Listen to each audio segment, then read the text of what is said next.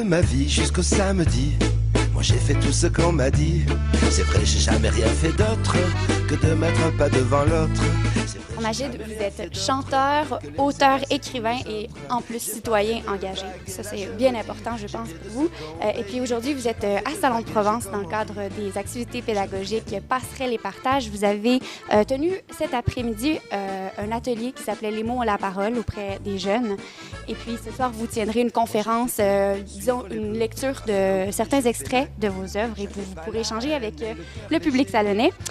Mais pour débuter, est-ce que vous pouvez me dire ce que vous désirez partager à travers ces interventions?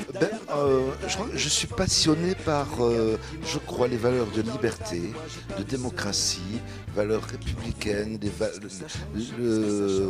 ce qui fait le libre arbitre d'un individu. Peut-être parce que j'ai grandi en fils d'immigrés dans la difficulté à obtenir tout ça. Et donc, je me dis, il n'y a rien de plus cher au monde que d'acquérir son libre arbitre.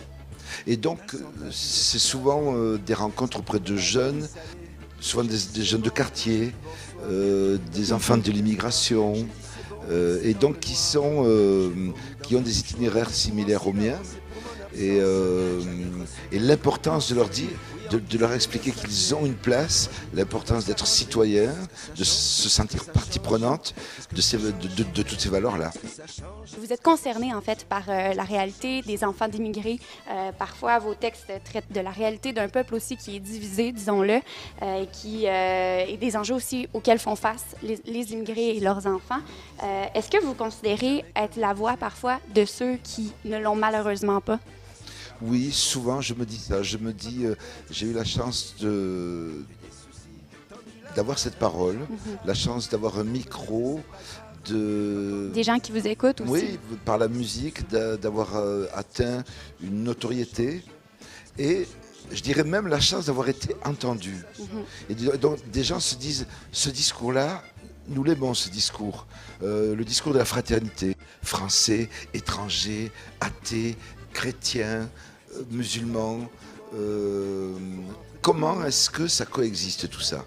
Moi j'ai déjà en moi-même cette bataille-là de où est le français qui est en moi, où est l'étranger qui est en moi, celui qui ne croit plus, celui qui croit, mais en quoi, etc. Et j'essaie de fabriquer de l'universel en moi. Et donc c'est ce message-là que les gens, que beaucoup de gens finalement apprécient.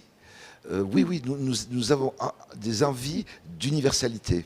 Et puis, en parlant d'universalité, est-ce que vous pensez que les textes que vous avez pu écrire dans les débuts de Zebda, disons la fin des années 80, le début des années 90, correspondent encore à la réalité du peuple d'aujourd'hui, que ce soit justement les jeunes qui sont les enfants des immigrés et les immigrés? Oui, je crois que c'est toujours la même histoire parce que finalement, c'est une bataille qui dure depuis plusieurs décennies.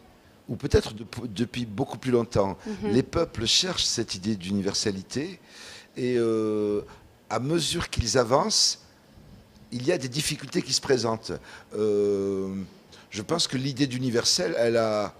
Voilà, je suppose au moment de la Révolution française, elle a trouvé son apogée. Ouais. L'homme, soyons libres, soyons des individus libres. Et depuis, on ne cesse de se poser cette question de jusqu'où est-ce qu'on peut élargir cette idée d'universalité. Et aujourd'hui, avec les migrations, de nouvelles questions se posent et il s'agit d'élargir encore plus cette idée-là. Donc, elle est toujours d'actualité. Et puis, d'actualité, ce qu'on entend surtout parler de ce temps-ci avec Marseille-Provence 2013, c'est justement, leur objectif. Donc, un événement rassembleur des peuples de la Méditerranée. Est-ce que vous pensez que Marseille-Provence 2013 est plutôt une grosse publicité pour Marseille, en fait, ou ça atteint son objectif de vraiment rassembler les peuples et d'ouvrir les cultures les unes aux autres? Moi, je crois qu'il y a les deux. Il y a besoin de promouvoir l'idée universelle parce que c'est une belle idée. Et puis Marseille, effectivement, c'est cette porte ouverte sur l'Afrique et plus. Et je crois qu'il y a de la vérité là-dedans. S'il y a une ville en France qui aspire à l'universel, c'est Marseille. Je le dis très tranquillement parce que j'ai eu souvent envie d'aller vivre à Marseille parce que c'est un laboratoire, d'où les difficultés, d'où toute cette mixité, ce bouillonnement, mais qui sont les prémices de gens qui s'acceptent. Et donc, je crois beaucoup à cette idée par rapport à Marseille, qui, en plus, étant, j'allais dire, le port démocrate. Puisque de l'autre côté de la rive Méditerranée, on n'est pas sûr de trouver des démocraties absolument exemplaires. Donc autant que ça passe par là, que ça passe par Marseille, qui reçoit beaucoup, qui est susceptible aussi de promouvoir. Et moi, je crois en ça. Et en parlant de la mixité de Marseille, bon, à Salon, vous avez pu remarquer aujourd'hui, on a également une réalité de quartier qui n'est pas nécessairement à l'échelle de Marseille ni de Toulouse, disons-le, mais on a des jeunes qui sont justement des enfants d'immigrés et qui se voient peut-être plus en difficulté que certains jeunes du centre. Qu'est-ce que vous aimeriez dire à un jeune qui se trouve peut-être dans une situation comme vous l'avez déjà été à votre tour? Bon, de toute façon, on intervient sur un coup comme ça. Donc, je ne reverrai jamais ces enfants, je suppose. Donc, on vient répandre un parfum. Un parfum, celui de la laïcité, puisque c'est ce en quoi on croit, le parfum de la démocratie, le parfum de la fraternité, leur dire qu'ils sont dans un état de droit, leur dire qu'ils sont chez eux, leur dire qu'être français, c'est beaucoup plus qu'une carte d'identité. Être français, c'est accéder au libre arbitre. Moi, je suis français dans ce sens-là. Et donc, c'est voilà, un peu comme une graine, certaines poussent, d'autres pas. En tout cas, on s'aime. Et voilà, donc, je suppose qu'ils ont dans le coin de l'oreille l'idée, tiens, et ils nous ont dit ça. Donc, vous souhaitez qu'ils s'en rappellent un petit peu? Oui, c'est ça. Aussi. Oui. Bon, d'un point de vue aussi du rapport avec le public, vous avez eu la chance de vivre avec Zebda une carrière qui était, disons-le, fructueuse. Et puis, vous avez maintenant la chance de vivre une expérience plutôt en solo. Et je sais que vous êtes revenu avec Zebda également, mais moi, ce qui m'intéresse, ce serait de savoir la relation avec le public. Comment elle est différente quand vous êtes d'un point de vue solo et d'un point de vue où on est justement sous les projecteurs? Alors, quand je suis seul, j'ai le sentiment que le public se dit « donne-nous de ces textes que tu sais pondre ». Donc, il y a une émotion plus intime. Allez, dis-nous le Magid. Alors, quand on est en groupe, c'est plus collectif. Alors, le groupe est collectif et puis le public est... Soyons réunis, soyons forts. Festif voilà, aussi. festif, Ouais. musclé, rebelle. Voilà. Et alors que seul, c'est plutôt silence.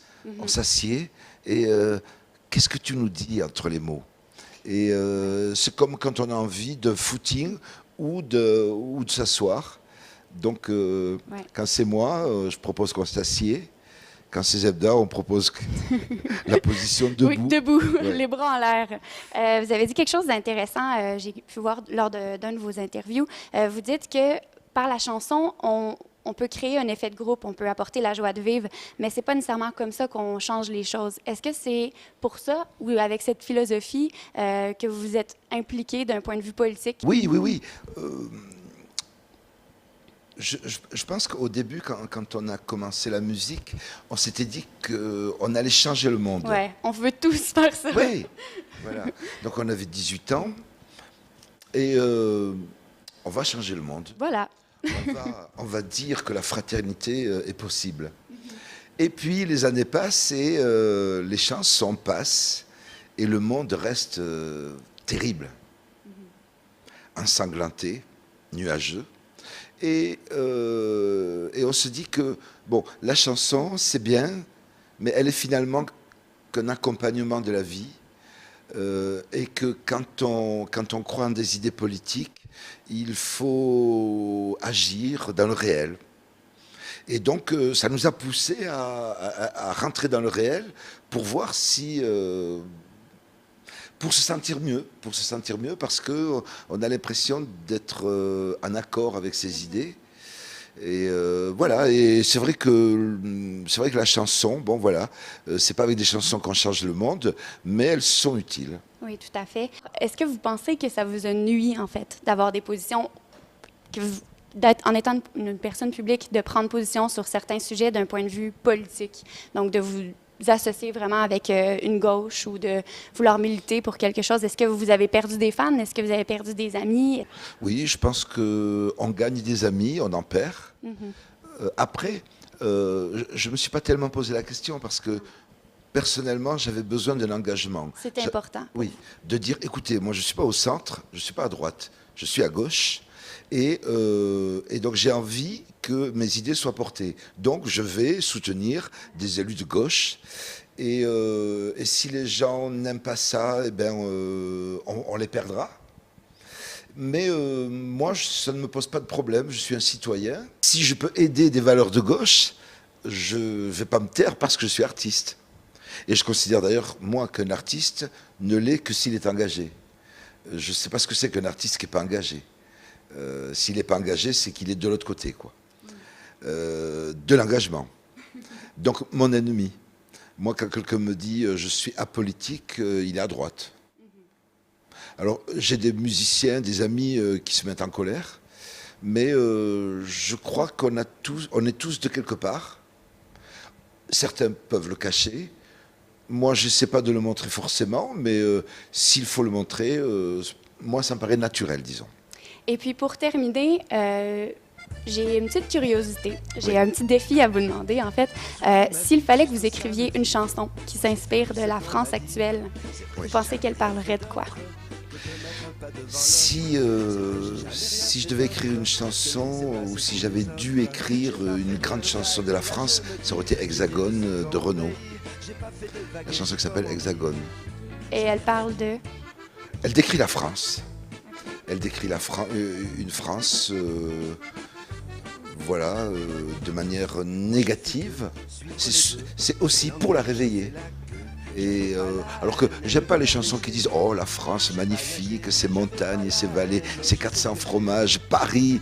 J'aime mieux qu'on me montre un Paris sauvage et violent plutôt qu'un Paris romantique, la Tour Eiffel.